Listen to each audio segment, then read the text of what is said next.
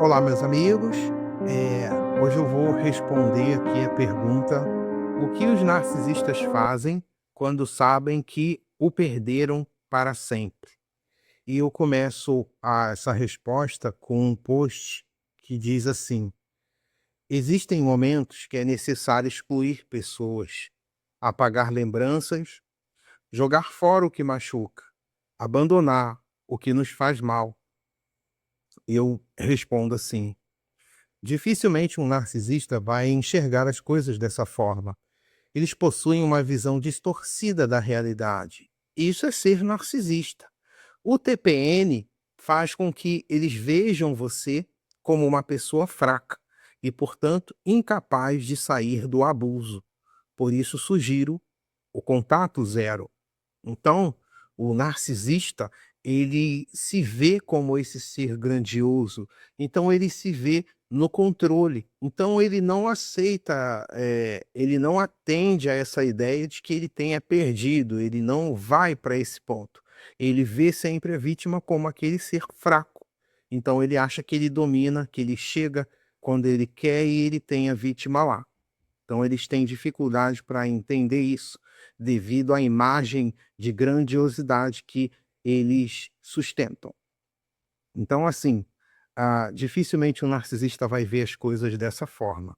E até mesmo essa questão do quando sabem que o perderam para sempre. Veja, o narcisista, se é uma pessoa de fato narcisista, o foco dele é no suprimento. Então ele busca suprimento. O que está em questão não é você, não é a sua pessoa. O que ele busca é suprimento. E por isso, ele não fica nessa questão de: "Ah, eu perdi tal pessoa". Ele vai ter uma sensação de falta do suprimento se ele não tiver colocado uma fonte secundária, terciária no lugar. E é o que ele vai correr para fazer, tá. Então assim, como o narcisista precisa do suprimento, então ele trabalha, eu costumo dizer que ele trabalha com uma lógica substitutiva, né. Ele perdeu um suprimento aqui e ele tem que colocar outro no lugar. Normalmente, narcisistas já possuem uma rede de suprimentos. Dificilmente um narcisista vai alcançar essa admiração que ele busca numa única pessoa e por isso eles costumam ter muitas fontes, né. É muito pouco provável que uma pessoa narcisista seja fiel àquela pessoa ou àquele relacionamento, porque o que está em questão não é a pessoa e nem tampouco o relacionamento. O que está em questão ali é buscar suprimento. É por isso que o vínculo, o apego dele não é com a pessoa, né? Não é. A gente tem inclusive, é até bastante interessante isso, que a gente tem a teoria do apego, né, de John Bowlby. Ele postula essa teoria, até recente, contemporânea, né, final ali da década de 60, e ele fala que a gente tem vários tipos de apego, né. Existe o apego saudável, né, que seria o chamado saudável, que é o apego seguro, né, que é quando existe a pessoa consegue encontrar satisfação dentro daquela relação, ela consegue confiar dentro daquela relação, né. E tem situações aonde não existe essa confiança, né, existe ali um medo do abandono, e aí a gente está falando já do apego ansioso, né. Ou a pessoa pode ter, ao mesmo tempo que tem apego, ela também tem medo, né, então aí estaríamos falando de um apego desorganizado, né.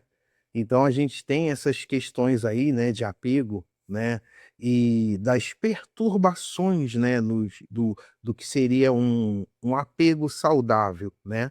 E a gente tem também, né, para completar aí, a gente tem um apego evitativo, né, que é aquela pessoa que, ela parece que ela está sempre repelindo o outro, está sempre se afastando, está sempre se isolando, então acaba não havendo ali eh, um vínculo que seja satisfatório para ambos, né.